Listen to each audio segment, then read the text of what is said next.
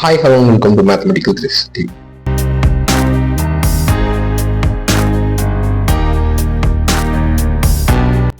Indian நம்ம பார்க்க போகிற சப்ஜெக்ட் வந்து பார்த்தீங்கன்னா மேல்நிலை முதலாம் ஆண்டு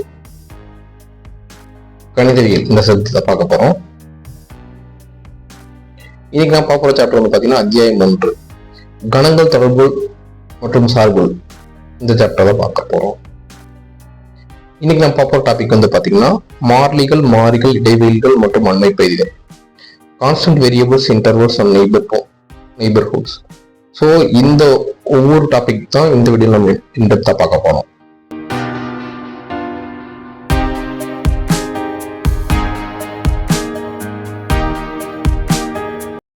மாறிலிகள், மாறிகள், இடைவெளிகள் மற்றும் அண்மை பகுதிகள். ஸோ இதில் ஃபர்ஸ்ட் பார்க்க போறது பார்த்தீங்கன்னா மாறிலிகள் மற்றும் மாறிகள், அதாவது கான்ஸ்டன்ட் வேரியபிள்ஸ்னா என்னன்னு சொல்லிட்டு இந்த வீடியோ பார்க்கலாம். ஒரு குறிப்பிட்ட கணித செயல்முறை முழுவதும் மாறாமல் இருக்கும் அளவை அல்லது கணியம் ஒரு மாறிலி எனப்படும். ஃபார் எக்ஸாம்பிள், ஸோ முக்கோணத்தின் பரப்புன்னு எடுத்துக்கங்க. ஸோ இதுல வந்து பார்த்தீங்கன்னா ஏ ஈக்குவல் டு ஆஃப் பிஹெச், இது ஃபார்மா நமக்கு தெரியும். இதுல வந்து பார்த்தீங்கன்னா இந்த ஆஃப்ங்கிற நம்பர் வந்து எப்பவுமே மாறாது. ஸோ இதுதான் வந்து பார்த்தீங்கன்னா மாறிலின்னு சொல்றாங்க, அதாவது கான்ஸ்டன்ட்னு சொல்றாங்க. ஸோ அதனாலதான் ஒரு குறிப்பிட்ட செயல்முறை முழுவதும் அதன் அளவைனா இந்த ஆஃப்ங்கிறது வந்து பார்த்தீங்கன்னா இந்த ஃபார்முலா எங்க நீங்க கொண்டு போனாலும் அந்த ஆஃப்ங்கிறோட வேல்யூ மாறாது. ஸோ இதெல்லாம் மாறாம இருக்கிறதா வந்து பார்த்தீங்கன்னா மாறிலி, அதாவது கான்ஸ்டன்ட் சொல்லுவாங்க. ஒரு கணித செயல்முறையின் போது மாறுபடும் அளவை மாறி வேரியபிள் என்று அழைக்கப்படுகிறது.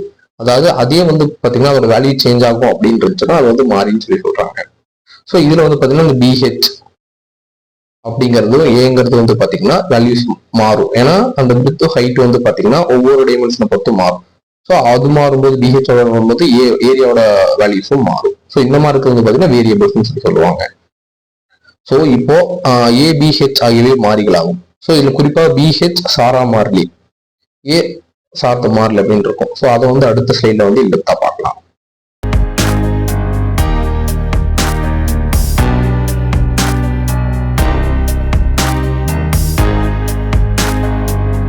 ஏதேனும் ஒரு மாறியின் மதிப்பு பிற மாறியின் மதிப்புகளை சார்ந்து இல்லாத போது அதனை சாரா மாறி இண்டிபெண்டன்ட் வேரியபிள்ஸ் சொல்றோம். அதாவது ஏதாவது ஒரு வேரியபிள்ஸ் வந்து பாத்தீங்கன்னா எந்த ஒரு மதிப்பும் சார்ந்து இல்லாம எதையும் டிபெண்ட் பண்ணி இல்லாம இருந்தா இண்டிபெண்டன்ட் வேரியபிள் சாரா மாறி சொல்றாங்க. ஸோ அதே மதிப்பு பிற மாறியின் மதிப்பு சார்ந்து இருக்குதுன்னா அதை வந்து பாத்தீங்கன்னா டிபெண்டன்ட் வேரியபிள்ஸ் சொல்றாங்க. இப்போ சில எக்ஸாம்பிள் பார்க்கும்போது இன்னும் உங்களுக்கு டெப்தா புரியும். x plus y equal to 1ங்கிற ஈக்குவேஷன் எடுத்துக்கங்க. இதுல வந்து பாத்தீங்கன்னா தொடர்பில் x மற்றும் y மாறிகளாகவும், அதாவது பாத்தீங்கன்னா இந்த x ஓட y சேஞ்ச் ஆகும், அதனால மாறி. ஸோ 1 வந்து சேஞ்ச் ஆகுது. ஸோ 1 வந்து இங்க மாறிலியா இருக்கு. ஸோ இதுல வந்து பாத்தீங்கன்னா xy ஆகியவற்றில் எது சாரா மாறி சார்ந்த மாறின்னு கேட்கறாங்க. ஸோ இப்போ x சாரா மாறியா எடுத்துக்கொண்டால் y சார்ந்த மாறி ஆகும். அதாவது வந்து பாத்தீங்கன்னா x ஓட வேல்யூ வந்து பாத்தீங்கன்னா சாரா மாதிரி எடுத்தோம்னா ஒய் எது சேஞ்ச் ஆகணும். இப்போ எக்ஸோட வேல்யூ ஃபார் எக்ஸாம்பிள் 1 ஃபிக்ஸ் பண்ணிட்டோம்னு வச்சுக்கல, இந்த ஒய்யோட வேல்யூ வந்து சேஞ்ச் ஆகும். இந்த 1 பொறுத்து இது சேஞ்ச் ஆகும். ஸோ இப்போ ஒய் 1 ஃபிக்ஸ் பண்ணிட்டோம்னா எக்ஸோட வேல்யூ சேஞ்ச் ஆகும். ஸோ அதனால வந்து பார்த்தீங்கன்னா எக்ஸ் எடுத்தோம்னா ஒய் சார்ந்த மாதிரியா இருக்கும், ஒய் எடுத்தோம்னா எக்ஸ் சார்ந்த மாதிரியா இருக்கும். ஸோ இன்னும் சில எக்ஸாம்பிள்ஸ் பார்க்கலாம்.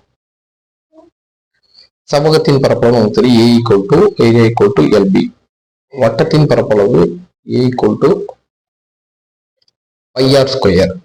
கனச்சவகத்தின் கன அளவு B equal to volume equal to L B into H. So இந்த 3 ஃபார்முலாஸ் எடுத்துக்கலாம். ஸோ இதுல வந்து பாத்தீங்கன்னா மேற்கண்ட உதாரணங்களில் பிஹெச் எல்ஆர் முதலிய சாரா மாறிலிகள், அதாவது பாத்தீங்கன்னா பி எல் ஹெச் ஆர் இந்த வேல்யூஸ் வந்து பாத்தீங்கன்னா எதையும் டிபெண்ட் பண்ணி இருக்காது. ஸோ அதனால இது வந்து பாத்தீங்கன்னா சாரா மாறிலிகள், அதாவது இண்டிபெண்டன்ட் வேரியபிள்ஸ். ஏ மற்றும் பி சார்ந்த மாறிலிகள் எனவும், அதாவது ஏ பி மற்றும் சார்ந்த மாறிலி எதனால சொல்றாங்கன்னா இந்த எல் பி ஆர் இந்த வேல்யூஸை பொறுத்து டிபெண்ட் பண்ணி தான் இருக்கு. ஸோ அதனால இது வந்து பாத்தீங்கன்னா சார்ந்த மாதிரி, அதாவது டிபெண்டன்ட் வேரியபிள். பை ஒரு மாறிலி எனவும் புரிந்து கொள்ள இயலும். ஸோ இங்க பையங்கிற வழி வந்து 3.14 நமக்கு தெரியும். ஸோ அப்போ இது இருக்கும்போது வந்து பாத்தீங்கன்னா இதோட வழி பார்த்தீங்கன்னா கான்ஸ்டன்ட்.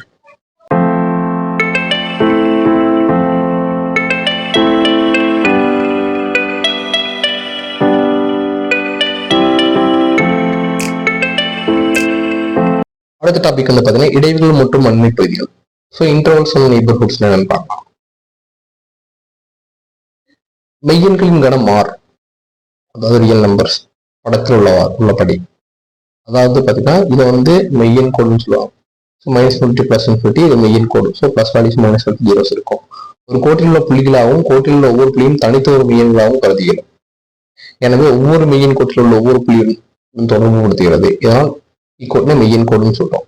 அதாவது பாத்தீங்கன்னா இந்த கோட்ல வந்து பாத்தீங்கன்னா எல்லா வேல்யூஸும் வந்து பாத்தீங்கன்னா ரியல் நம்பர்ஸை பேஸ் பண்ணியிருக்கும், அதாவது மெய்யெண்களை பேஸ் பண்ணியிருக்கும்.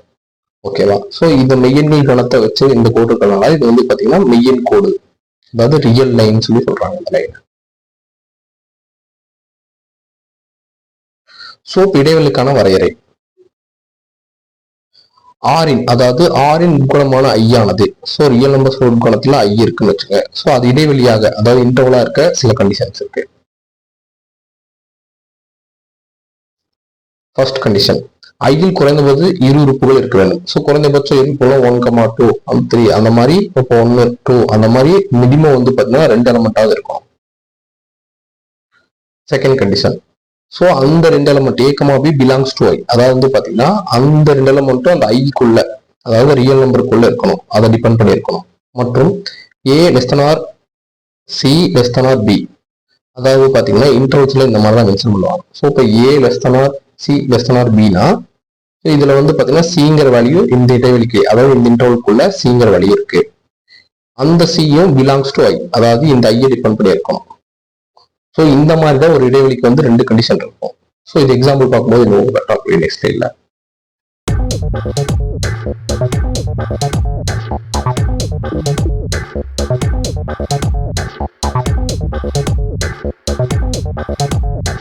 வடிவல் ரீதியாக இடைவெளியில் மெய்யெண் கோட்டில் உள்ள கதிர்களையும் கொடுத்தலையும் குறிக்கிறது.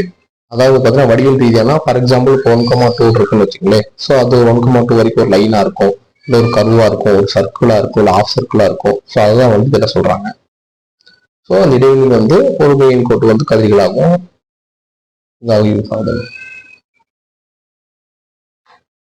ஈரெண்களின் கணம், குறையற்ற முயன்களின் கணம், ஒற்றைப்படை எண்களின் கணம், இரட்டைப்படை எண்களின் கணம் போன்ற இடைவெளிகள் ஆகாது.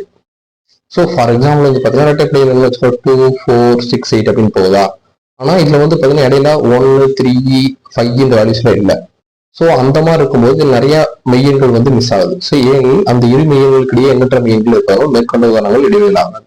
ஸோ இந்த மாதிரி இரட்டைப்படை, ஒற்றைப்படை, இரட்டை முயன்கள், இயலன்கள் இதெல்லாம் வருதுன்னா அது நிறைய மெய்யெண்கள் மிஸ் ஆகும். ஸோ அந்த மாதிரி இருக்கிறது வந்து பார்த்தீங்கன்னா இடைவெளிகள் ஆகாது. ஸோ அதான் இதுல சொல்றாங்க. ஸோ இடைவெளிக்கு மெய்யெண்களா மட்டும்தான் இருக்கணும்.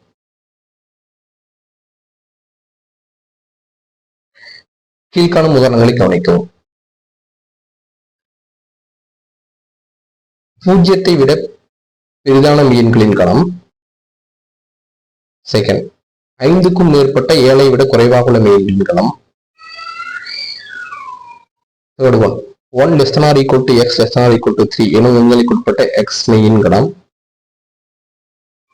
ஃபோர்த் ஒன், 1 x < 2 எனும் வரம்பிற்குட்பட்ட x மெய்யெண்களின் கணம். சில ப்ராப்ளம்ஸ் நம்ம இன்டர்வல்ஸ் ரிலேட்டடா பார்க்கும்போது பார்த்திருப்போம். இந்த < இருந்தா அது கிட்ட இருக்க நம்பர், அதாவது இந்த 1 எடுத்துக்கணும், இந்த < இந்த எடுத்துக்கணும். ஸோ வெறும் அந்த நம்பர் எடுத்துக்கூடாது அப்படிங்கிறத அந்த ப்ராப்ளம் பார்த்துப்போம். அதுக்கு நான் லிஸ்ட்ல கொடுக்குறேன். 0 விட பெரிதான மெய்யெண்கள்னா 0க்கு மேல என்ன இருக்கு, +1 +2 அப்படின்னு போகாது. 5க்கும் மேற்பட்ட 7 விட குறைவு அப்படின்னா பாத்தீங்கன்னா 5க்கும் மேற்பட்டனா 6, 7 விட குறைவு. ஸோ 6ங்கிற ஒரே ஒரு நம்பர் மட்டும் தான் இருக்கும் அந்த மெய்யெண்கள்ல.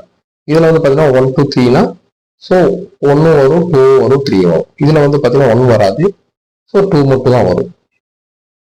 அவ்வளவு சொல்லுவாங்க மெய்யெண்கள் மெய்யெண்கள். ஸோ மெய்யெண்களுக்கு நம்ம மேக்ஸிமம் தான் இருக்கும். ஸோ இந்த எக்ஸாம்பிள் வந்து மேற்கண்ட 4 கணங்களுக்கு இடைவெளிகள் குறிக்கின்றன. குறிப்பாக உதாரணம் 1 முடிவுறா அல்லது முடிவில் இடைவெளிகள் ஆகும். 2, 3, 4 ஆகியவை முடிவுள்ள இடைவெளிகள் ஆகும். அதாவது இது 0 விட மிக பெரியதுன்னா 0க்கு மேல என்ன இருக்கு, +1 அப்படின்னு சொல்லிட்டு இன்ஃபினிட்டியா போயிட்டே இருக்கும். அதனால வந்து பாத்தீங்கன்னா இது வந்து பாத்தீங்கன்னா முடிவுறா அல்லது முடிவிலா இடைவெளின்னு சொல்றாங்க. ஃபர்ஸ்ட் ஒன் எக்ஸாம்பிள் 0 விட பெருசுங்கனால. ஆனா செகண்ட் ஒன், தேர்ட் அண்ட் ஃபோர்த்ல பாத்தீங்கன்னா ஒரு லிமிடேஷன் வச்சிருக்காங்க. ஸோ அதனால இது முடிவுறு இடைவெளிகள் ஆகும்னு சொல்றாங்க. முடிவுறு இடைவெளிகள் என்றால் அப்படியே எண்ணில் நடந்த மெய்யெண்கள் மட்டும் இருக்கும் என்கிற பொருள் ஒன்று. அதாவது பாத்தீங்கன்னா இதை கவுண்ட் பண்ற மாதிரி இருக்கும். ஃபார் எக்ஸாம்பிள் இது 6 கவுண்ட் பண்ணலாம், இது 1, 2, 3 கவுண்ட் பண்ணலாம், இது 2 கவுண்ட் பண்ணலாம். அந்த மாதிரி கவுண்ட் பண்ற மாதிரி தான் முடிவுறு இடைவெளிகள்.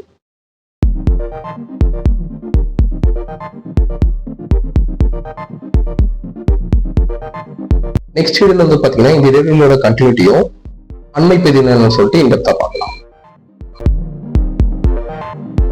தேங்க்ஸ் ஃபார் வாட்சிங்.